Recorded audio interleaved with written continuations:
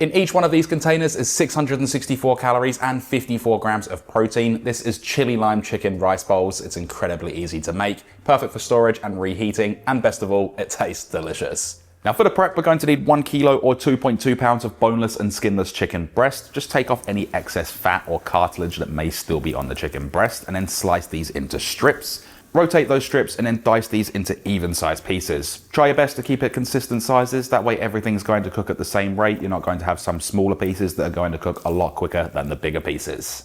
We then need 4 cloves of garlic. Run these along a microplane to create a paste. You can also chop them up. Paste is going to get you the best flavor, and make sure you scrape it all out of there so we don't have any waste. For this recipe, we're going to need 25 grams or 8.8 ounces of coriander or cilantro. Now, if you don't like this, you don't have to use it, and it's going to be used in multiple parts for the recipe. That's why I'm scrunching this all up, and we're going to roughly chop it into small pieces, just making sure that there's no large leaves or stems. And when you have it chopped up, we're going to divide it in 2 10-gram bunches and 1 5-gram bunch. With the chicken in a bowl, add 2 teaspoons of onion powder, 1.5 teaspoons of both smoked paprika and ground cumin, a pinch of chili flakes or ground chili, which you can leave out, I know it's in the title, the grated or chopped garlic, as well as the coriander or cilantro if you have chosen to use it. We're then going to need 1 lime, and we're going to use the zest and the juice. So we'll scrape this across a microplane to get that zest off, and then once you have that done, we'll slice the lime in half and squeeze in the juice. Season with a nice big pinch of salt, as well as hitting it up with some cracked black pepper, 10 cracks worth. Then get in there with clean hands or use some tongs and mix this all together until that chicken's changed colour and all of those seasonings are evenly combined.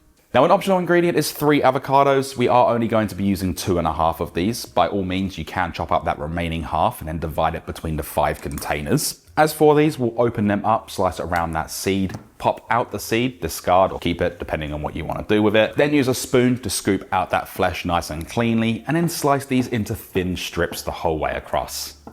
Now for this dish, we are going to be using the Titanium Always Pan Pro from Alplace. This is one of my favorite pans in my collection, and it is extremely lightweight and extremely durable. It's made with no forever chemicals such as PFAs, PTFEs, and PFOAs, and it's one of those pans where one pan does it all. This pan is made with recycled and sustainable materials, and the packaging that it comes in is also biodegradable and compostable, so it reduces a whole lot of waste. Not only do Alplace have fantastic pots and pans, they have a wide range of different crockery and utensils, bowls, plates, different sizes, different colors, and you can style and suit your kitchen as well as your storage. I'll never use a product that I don't rate and love. I've been using these for quite a while. You would have seen them in the previous videos that I've been using. The bowls, the plates, the pots, the pans, everything about them, as well as the utensils. It's all fantastic stuff. Go click the link in the description, go grab some stuff for your kitchen and design it how you like.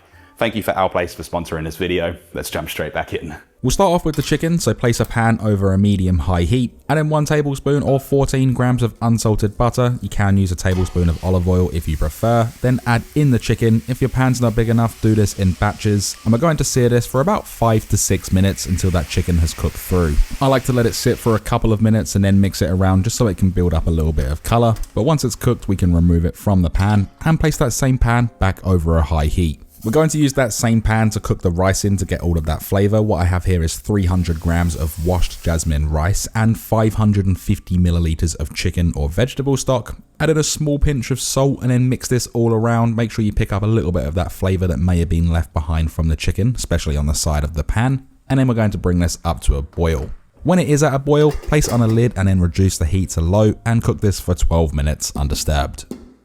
In the meantime, we'll make a tangy lime sauce. What I have here is half a cup of natural Greek yogurt, about 125 grams, 1 teaspoon or 10 grams of honey. It is optional, but I do recommend it. It just adds a really nice sweetness. Add in the 5 grams or 0.2 ounces of coriander or cilantro. Then grate 1 garlic clove along a microplane to create a paste, scraping that all in there. And we're also going to cut off a small wedge of lime and squeeze in the juice, roughly about 1.5 teaspoons.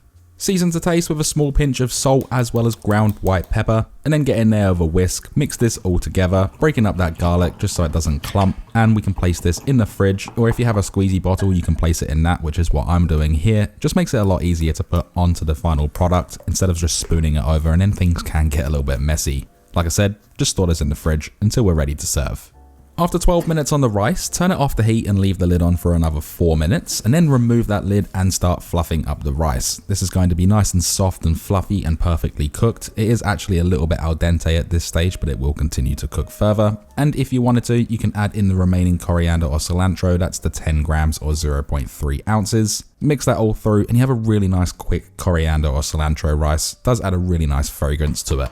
When it comes to serving up, I'm using 5 750 milliliter containers, placing the rice on one side and the chicken on the other. Make sure you spoon over any resting juices, and for the purpose of this video, I'm adding all of the garnishes. I do recommend putting the sauce and the avocado on at the very end or when you've reheated it. And for the avocado, it's half of an avocado each, or you can add that remaining half and just divide it between the 5 containers, leaving us with these chili lime chicken rice bowls. They look incredible and they smell fantastic too.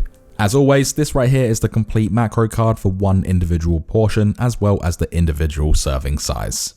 Now with storing, we'll let these cool down for about 15 to 20 minutes and then start placing on the lids. These will go in the fridge for up to 4 days and in the freezer for up to 3 months. As for reheating, you can do this in a microwave or a pan. If you're doing it in a microwave, just heat it in 1 minute bursts for roughly about 3 minutes, mixing it around and making sure that it's hot throughout. And the same thing applies with a pan, about medium to medium high heat. Just mix everything together and make sure it's nice and hot. Also with the avocado and the sauce, just add this on fresh after it's been reheated. Nobody likes hot avocado, as well as that sauce as well. It's nice being cold, that nice little bit of freshness. With that all said and done, there's only one thing left to do, and that is we can then dig in.